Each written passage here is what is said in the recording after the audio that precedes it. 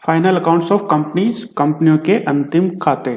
Final accounts of companies means financial statement of companies, section 129 of companies act 2013 lays down that annual financial statement of companies shall be prepared as set out in schedule 3 of companies act 2013।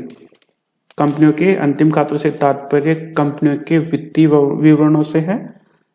Company अधिनियम 2013 की धारा 129 में स्पष्ट निर्देश है कि company के वित्तीय विवरण पत्र कंपनी अधिनियम 2013 में दी हुई अनुसूची 3 के अनुसार तैयार किया जाना चाहिए। 1 अप्रैल 2014 से कंपनी अधिनियम 2013 लागू किया गया तथा 1 अप्रैल 2014 और उसके पश्चात कंपनी अधिनियम 2013 की धारा 129 के अंतर्गत कंपनी के वित्तीय विवरण अंतिम खाते कंपनी अधिनियम 2013 में दी हुई अनुसूची 3 के अनुसार तैयार किए जाते हैं। अब अपन देखते हैं वित्त वर्ष, फाइनेंशियल ईयर। कंपनी अधिनियम 2013 की धारा 241 में भारत में कंपनी से संबंधित वित्त वर्ष, फाइनेंशियल ईयर का प्रत्येक 31 मार्च 31 मार्च को समाप्त होने वाला वर्ष है। जहां किसी कंपनी का समामेलन 1 जनवरी या उसके पश्चात की तिथि को हुआ है, उस कंपनी का वित्त वर्ष आगामी वर्ष की समाप्ति की तिथि को समाप्त हुआ माना जाएगा। इस प्रकार ऐसी स्थिति में कंपनी का प्रथम वित्तीय वर्ष 12 माह से अधिक अवधि का होगा, परंतु आगामी वित्त वर्ष 31 मार्च को समाप्त होगा, मतलब आगामी वित्त वर्ष पूरा 12 महीने का होगा। 1 जनवरी से पहले समामेलित हुई कंपनी का वित्तीय विवरण समामेलन के पश्चात पड़ने वाली 31 मार्च को समाप्त हुआ माना जाएगा और उसका प्रथम वित्तीय वर्ष 12 माह से कम अवधि का भी हो सकता है।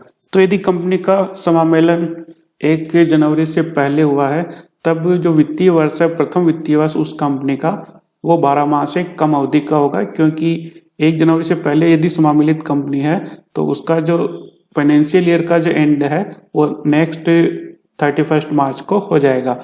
ऐसी स्थिति में जो फर्स्ट फाइनेंशियल ईयर है वो 12 महीने से कम अवधि का हो सकता है और अगले जो वित्तीय वर्ष है उस कंपनी के वो 31 मार्च को समाप्त होंगे, अर्थात नेक्स्ट वित्तीय वर्ष फाइनेंशियल ईयर 12 महीने का होगा।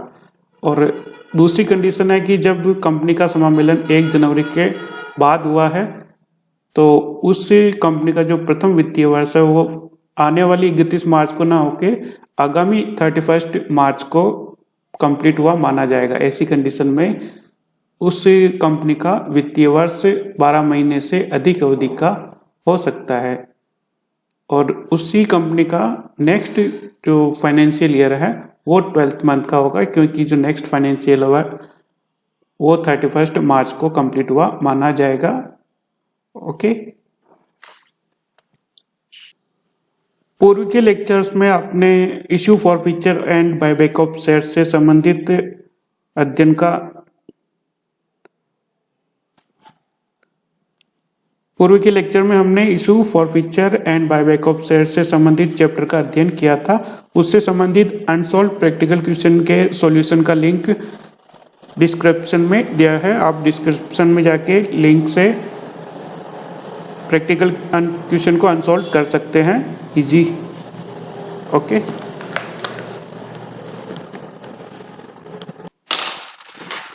अब अपन देखते हैं फाइनेंशियल स्टेटमेंट, वित्तीय विवरण। वित्तीय विवरण में कंपनी अधिनियम 2013 की धारा 240 में कंपनी की वित्तीय विवरण पत्रों में निम्नलिखित को सम्मिलित किया गया है। तो जो कंपनी के वित्तीय विवरण है उसमें कौन कौन से स्टेटमेंट को इंक्लूड करेंगे, इसमें फर्स्ट है a balance sheet as at the end of the financial year, वित्त वर्ष की समाप्ति या वित्त वर्ष की समाप्ति की तिथि का चिट्ठा। तो जो वित्त वर्ष की समाप्ति पर जो चिट्ठा है वो बनाना अनिवार्य है वित्तीय विवरणों के अंतर्गत। और जो सेकंड है statement of profit and loss और in a case of company carrying of any activity not for profit and income and expenditure account for the financial year. तो किसी व्यावसायिक क्रिया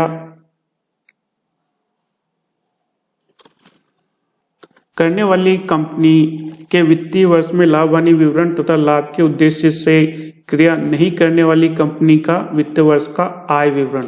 तो जो लाभ के उद्देश्य से जो कार्य करती है उसके लिए प्रॉफिट एंड लॉस स्टेटमेंट, और यदि जो संस्था है उसका उद्देश्य प्रॉफिट कमाना नहीं है तब इनकम और एक्सपेंडिचर अकाउंट क्रिएट करना पड़ेगा।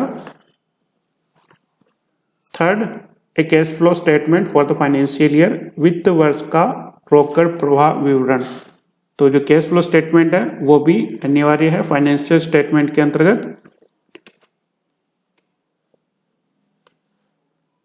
यदि कंपनी एक व्यक्ति कंपनी है, लघु कंपनी या निष्क्रिय कंपनी के लिए रोकड़ प्रवाह विवरण वित्तीय विवरण का अंग नहीं माना जाएगा। तो यदि एक कंपनी है, एक व्यक्ति कंपनी है या कोई स्मॉल या लघु कंपनी है या कोई निष्क्रिय कंपनी है, उसके लिए कैश फ्लो स्टेटमेंट आवश्यक नहीं है। फिर है statement of change in equity if applicable and any explanatory not annexed. तो कंपनी का इक्विटी या कंपनी की इक्विटी में वित्त वर्ष में जो परिवर्तन हुआ उसका विवरण स्टेटमेंट, और वित्तीय विवरणों के साथ संलग्न होने वाले लेखों की टिप्पणी, कोई एक्सप्लेमेंट्री कोई टिप्पणी है तो उसको भी इसमें वित्तीय विवरण में इंक्लूड किया जाएगा।